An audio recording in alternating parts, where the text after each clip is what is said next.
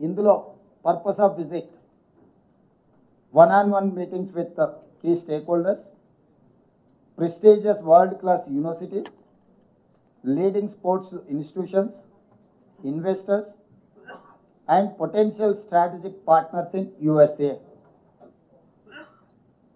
ఇందులో స్పష్టంగా విద్యకు సంబంధించి క్రీడలకు సంబంధించి తెలంగాణ రాష్ట్రంలో పెట్టుబడులకు సంబంధించిన పర్పస్ ఆఫ్ విజిట్ని ఈరోజు మేము తీసుకొని ముందుకు వెళ్తున్నామని స్పష్టంగా కేంద్ర ప్రభుత్వానికి అప్లికేషన్ పెట్టడం జరిగింది.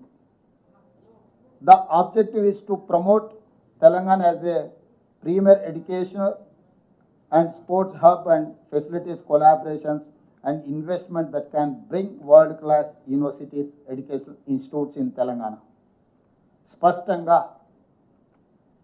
ఒక స్పష్టమైన లక్ష్యం పెట్టుకొని తెలంగాణ రైజింగ్ 2047 యొక్క ప్రణాళికను తీసుకొని ముందుకు వెళ్తున్నామని కేంద్ర ప్రభుత్వానికి గతంలో కూడా నేను విదేశీ పర్యటనలకు వెళ్ళినప్పుడు, అమెరికా కూడా పర్యటనలకు వెళ్ళినప్పుడు నేను కానీ ఉప ముఖ్యమంత్రి గారు కానీ ఇతర మంత్రులు విదేశాలకు వెళ్ళినప్పుడు పెట్టే ప్రొసీజర్ ఇది. క్రిస్టల్ క్లియర్గా వివరాలు అందించడం జరిగింది.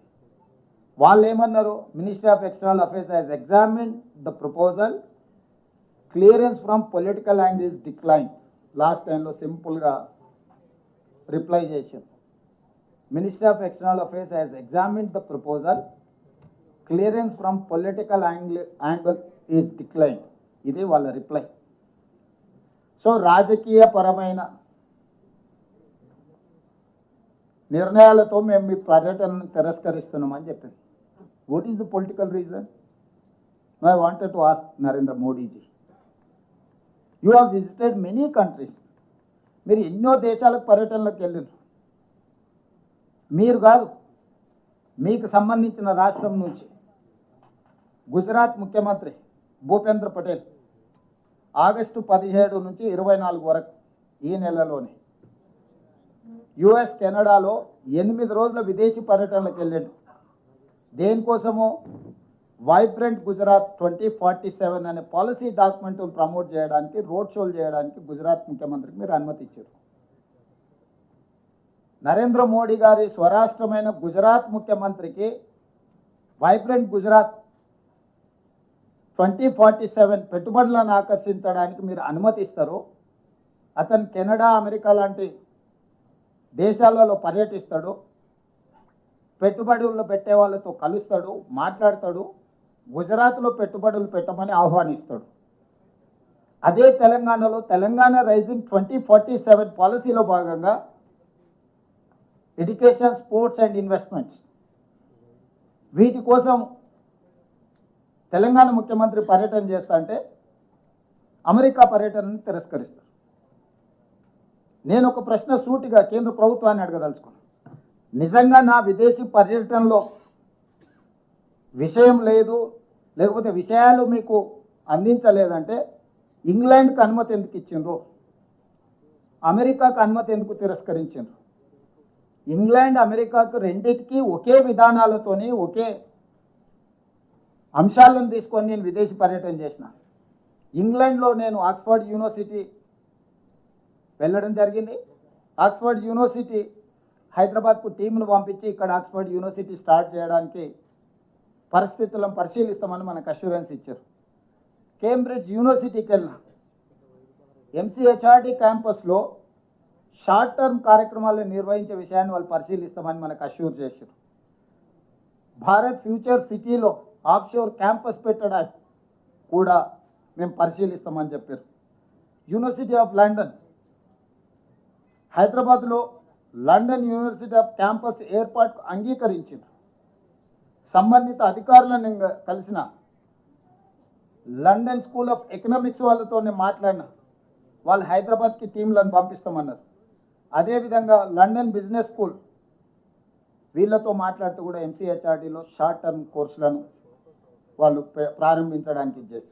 అదేవిధంగా అమెరికాలో కూడా Harvard university campus, Boston MIT campus, north eastern campus, Virginia tech university వీటన్నిటిని కూడా కలిసి ఈరోజు మనకు హార్వర్డ్ యూనివర్సిటీ మన దగ్గర ఆఫ్షోర్ క్యాంపస్ కానీ లేకపోతే షార్ట్ టర్మ్ కోర్సులని ఇక్కడ ప్రారంభించడానికి మనం ఒప్పందం చేసుకుంటున్నాం. ఈరోజు ఒక ముఖ్యమంత్రిగా, విద్యాశాఖ మంత్రిగా మంచి యూనివర్సిటీలను, ఐబీ లీగ్ టాప్ 10లో ఉన్న యూనివర్సిటీలను తెలంగాణకు తీసుకురావాలనేది మా ప్రభుత్వం యొక్క లక్ష్యం. ఒకప్పుడు మహాత్మా గాంధీ గారు, డాక్టర్ బాబాసాహెబ్ అంబేద్కర్ గారు ఇంగ్లాండ్లో చదువుకోవడం వల్ల, లండన్ స్కూల్ ఆఫ్ ఎకనామిక్స్లో డాక్టర్ బాబాసాహెబ్ అంబేద్కర్ చదువుకోవడం వల్ల ఈ దేశానికి దార్శనికుడిగా మారింది. ఈ దేశం యొక్క దాస్య శృంఖలాల నుంచి విముక్తి మహాత్మా గాంధీ గారు కల్పించగలిగారు. ఒక విజ్డమ్, ఒక మంచి యూనివర్సిటీలో ప్రపంచ స్థాయి అవగాహన కలిగిన, పరిజ్ఞానం కలిగిన విద్యాలయాల్లో చదువుకుంటే ఆ చదువు, ఆ జ్ఞానము మన ప్రాంతము, మన రాష్ట్రము, మన దేశం అభివృద్ధి పదం వైపు నడిపించడానికి ఉపయోగపడుతుందని పేదవాళ్ళు, ముఖ్యంగా మధ్యతరగతి వాళ్ళు,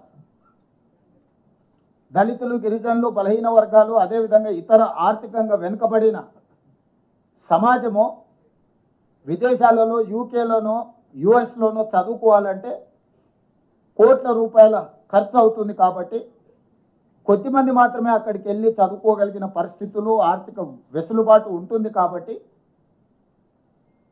ఈరోజు మనం ఫారిన్ స్కాలర్షిప్స్ కూడా ఇచ్చి ప్రోత్సహించినా అది సరిపోవడం లేదు. కాబట్టి ఆ యూనివర్సిటీలను, ఆ క్రీడా మైదానాలను ఇక్కడికి తీసుకురావాలని, అవి ఇక్కడికి వస్తే ఈరోజు పదుల్లో విదేశాలకు వెళ్ళే వాళ్ళు వేలల్లో మన దగ్గర చదువుకోవడానికి అవకాశం ఉంటుంది. ఒక మంచి క్రీడాకారులను మనం తయారు చేయడానికి అవకాశం ఉంటుంది. ఈరోజు రాష్ట్రానికి పెట్టుబడులను ఆకర్షించడం ద్వారా 2034కి $1 ట్రిలియన్ ఎకానమీ, 2047 నాటికి $3 ట్రిలియన్ ఎకానమీకి పెంచాలి తెలంగాణని ఈరోజు ఈ పర్యటనను నిర్ణయించుకొని మేము ముందుకు వెళ్తుంటే, తెలంగాణ రాష్ట్ర ముఖ్యమంత్రికి అనుమతి నిరాకరించడం వ్యక్తిగా రేవంత్ రెడ్డి అనుమతి నిరాకరణ కాదు. ఇది 4 కోట్ల తెలంగాణ ప్రజలకు జరిగిన అవమానము, తిరస్కరణ. ఈ తిరస్కరణకు కారణం గుజరాత్ ఆధిపత్యం. ఈ దేశ ప్రధానమంత్రి ఇంకా గుజరాతీగానే వ్యవహరిస్తున్నాడు తప్ప భారత ప్రధానమంత్రిగా